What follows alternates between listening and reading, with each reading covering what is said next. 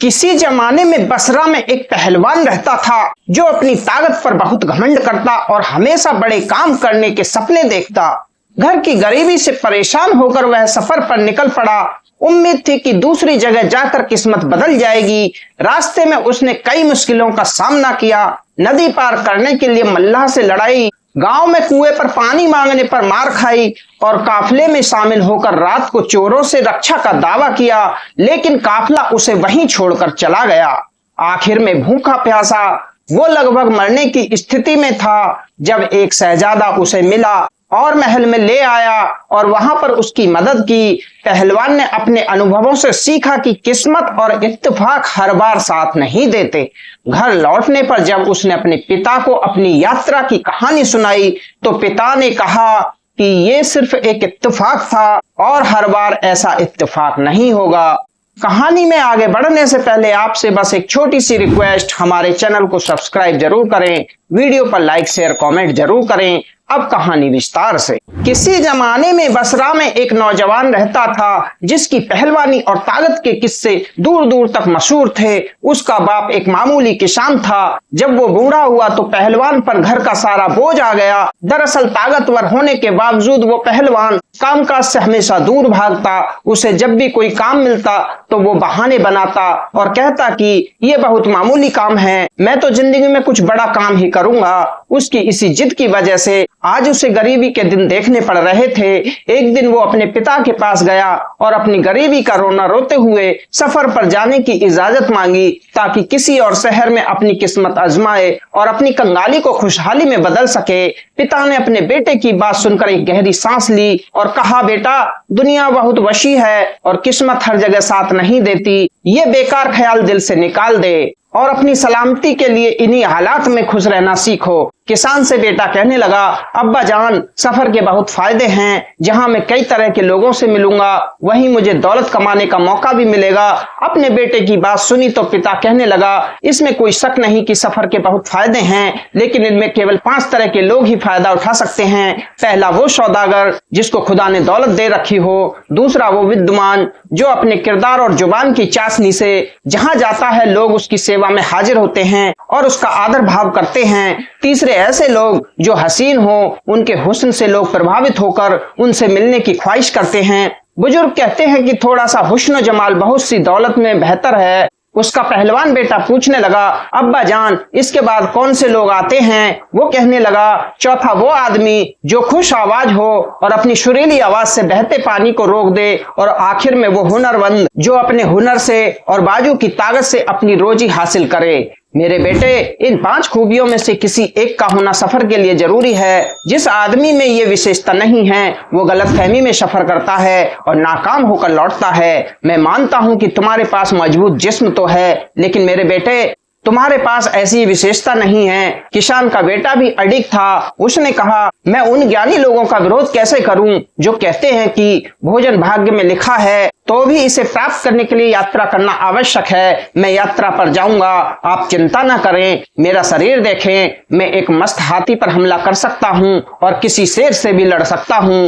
बेहतर यही है कि मैं सफर करूं, क्योंकि गरीबी से परेशानी झेलना मेरी बर्दाश्त से बाहर है। ये कहकर उसने अपने पिता से आशीर्वाद लिया और खाली जेब घर से सफर पर रवाना हो गया। उसकी मंजिल अनजान और रास्ता बहुत कठिन था। पहलवान ने पैदल ही चलना शुरू कर दिया। पहाड़ों और मैदानों को पार करते हुए वो एक बड़ी नदी के किनारे जा पहुंचा। उस नदी का पानी गहरा और बेहद तेज था, लेकिन उसे पार करे बिना कोई और रास्ता भी ना था। वो नदी के किनारे खड़ा यही सोच रहा था कि इसको कैसे पार करें कि अचानक उसे एक नाव नजर आई और उसने देखा कि कुछ लोग सफर का सामान बांधे नाव पर सवार हो रहे हैं। उस नाव के मल्लाह ने मुसाफिरों से नदी पार करने की रकम पहले ही वसूल रखी थी, लेकिन पहलवान की जेब तो खाली थी। लिहाजा वो मल्लाह की खुशामद करने लगा ताकि बिना कोई रकम दिए नाव में बैठ सके। नाव के मालिक ने भी घाट घाट का पानी पी रखा था। उस पर पहलवान की खुशामद का कोई असर ना हुआ। उसने पहलवान की तरफ देखा और कहने लगा, सुनो मियाँ, ये नाव मेरी रोजी रोटी का जरिया है। अगर मैं हर किसी को फ्री में सफर कराने लगूं तो मैं तो भूखा मर जाऊंगा। देखते ही देखते नाव चलना शुरू हो गई। पहलवान को बहुत गुस्सा आया और चिल्लाकर कहने लगा, सुनो, अगर तुम किराए के बदले मेरे शरीर का लिबास रखना चाहते हो तो मैं पेश कर सकता हूँ। मल्ला यह सुनकर लालच में आया और नाव वापस घुमाकर किनारे पर ले आया। जैसे ही वो करीब आया तो पहलवान ने उसको नाव से नीचे खींच लिया और पीटना शुरू कर दिया। मल्ला का दोस्त उसकी मदद के लिए नाव से बाहर आया। पहलवान ने उसे भी दबोच लिया और उसकी भी पिटाई करने लगा। उन दोनों ने बेहतर यही समझा कि इस पहलवान से सुलह कर ली जाए और इसे बिना पैसे के नदी पार ले जाएं। चुनाचे उन दोनों ने पहलवान से माफी मांगी और उसे नाव पर बिठा लिया।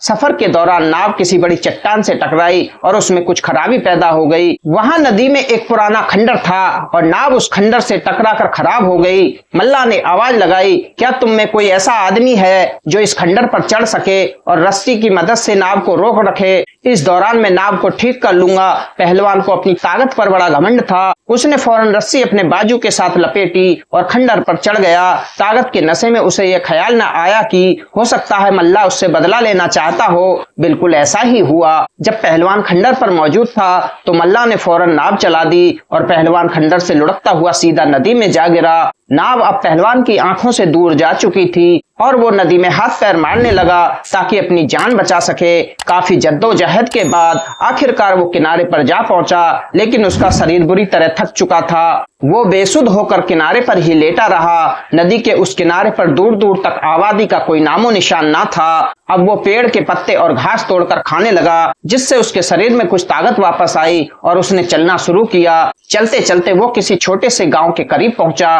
रास्ते में उसे बहुत तेज प्यास लगी तो इत्तेफाक से उसकी नजर एक कुएं पर पड़ी, जिसके चारों तरफ कुछ लोग इकट्ठा थे।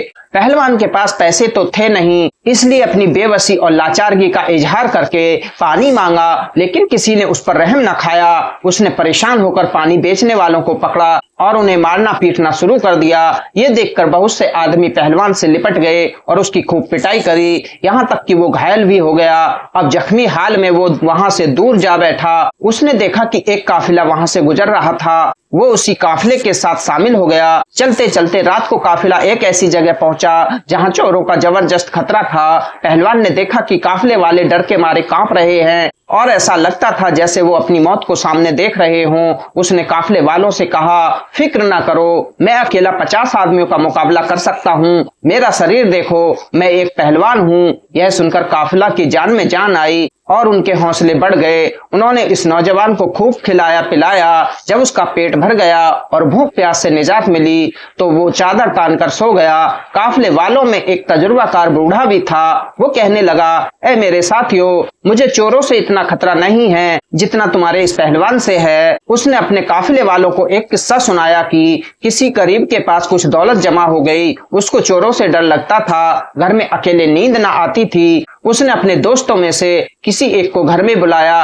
ताकि रात भर मिलकर गुजारें और उसका डर दूर हो सके। कहते हैं 1 और 1 11। कुछ रातों में ही उस दोस्त को उस गरीब के माल दौलत का पता चल गया। एक दिन वो उन्हें लेकर 9 2 11 हो गया। लोगों ने सुबह उस गरीब को रोते पीटते देखा तो कहने लगे, शायद तेरी दौलत को कोई चोर ले गया हो। कहने लगा, नहीं, खुदा की कसम मेरा दोस्त ले गया है। तुम क्या जानो, ये पहलवान भी उन्हीं चोरों में से हो जो धोखे से हमारे पास आ गया है ताकि मौका पाकर अपने दूसरे साथियों को खबर कर सके। काफिले वालों, मेरी ये सलाह है कि इसे यहीं सोता छोड़ दो और चलो हम यहाँ से चलते बने। काफिले को उस बूढ़े की बात पसंद आई और वो सफर का सामान बांधकर वहां से चल दिए। जब काफी दिन चढ़ गया तो पहलवान की आंख खुली। उसने इधर उधर देखा तो माहौल शांत था और काफिला का कहीं अता पता नहीं था। बेचारा इधर उधर घूमा लेकिन काफिले का पता न चला। उसे वहीं पड़े पड़े 2 दिन गुजर गए। आखिरकार भूख और प्यास से निढाल होकर वो एक जगह गिर पड़ा और मौत का इंतजार करने लगा। उसकी आंखें बंद हो चुकी थीं,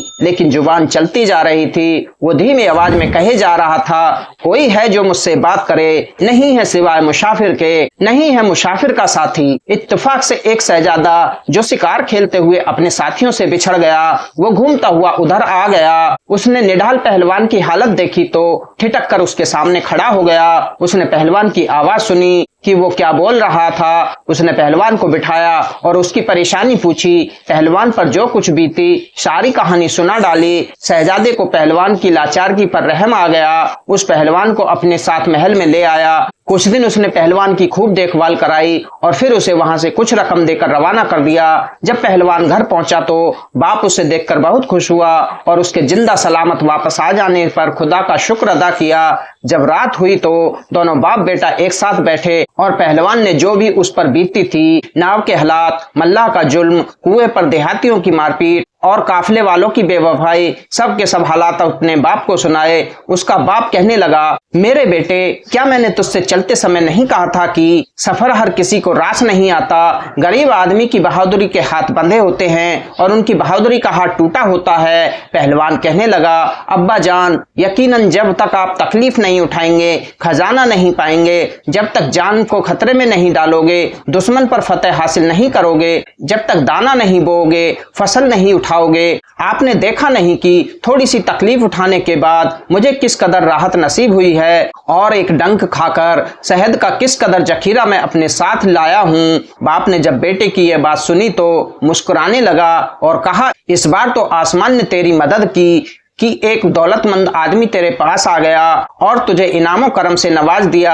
लेकिन मेरे बेटे, ऐसा इत्तेफाक हर बार नहीं होता। मैं तुम्हें एक वाकया सुनाता हूँ। फारस के बादशाह के पास एक कीमती अंगूठी थी जिसमें एक नगीना जड़ा हुआ था। एक बार बादशाह अपने कुछ सैनिकों के साथ ईदगाह में सैर करने गया। वहां जाकर उसने हुक्म दिया कि मेरी इस कीमती अंगूठी को सामने वाले गुंबद पर जाकर रख दो और लोग इस पर तीरंदाजी करें। जिस किसी का तीर अंगूठी के हल्के से गुजर जाएगा तो ये कीमती अंगूठी उसको इनाम में दे दी जाएगी। उसी वक्त बादशाह के पास 400 माहिर तीरंदाज थे। उन सब ने अंगूठी पर तीर चलाए लेकिन सबका निशाना चूक गया। पास ही किसी मकान की छत पे एक छोटा सा बच्चा भी था जो तीरंदाजी का खेल खेल रहा था। इत्तेफाक से उसने तीर चलाया तो तीर अंगूठी के हल्के से गुजर गया। बादशाह ने उस बच्चे को वो अंगूठी इनाम में दे दी। अब सुनो उस बच्चे ने क्या किया। बादशाह से अंगूठी इनाम लेकर उसने अपना तीर कमान जला दिया। लोगों ने कहा, तुमने ऐसा क्यों किया? तो वो कहने लगा, मैंने जब तीर चलाया तो वो इत्तेफाक से अंगूठी के हल्का से गुजर गया। ये तो महज एक इत्तेफाक था। मैं चाहता हूँ कि मेरा ये भ्रम बना रहे। वही पास में एक बुजुर्ग भी खड़ा था जो बच्चे की बात सुनकर कहने लगा, कभी ऐसा भी होता है कि प्रशिक्षित व्यक्ति की योजना नहीं बन पाती और कभी ऐसा भी होता है कि नासमझ बच्चा गलती से लक्ष्य पर तीर मार देता है। दोस्तों, ये कहानी आपको कैसी लगी कमेंट करके जरूर बताएं। अगर आप हमारे चैनल पर पहली बार आए हैं तो हमारे चैनल को सब्सक्राइब जरूर करें और घंटी वाले बटन को ऑल पर सेट करें ताकि आगे आने वाली वीडियो का नोटिफिकेशन आपको मिलता रहे। मिलते हैं दूसरी वीडियो में किसी नई कहानी के साथ। तब तक के लिए धन्यवाद।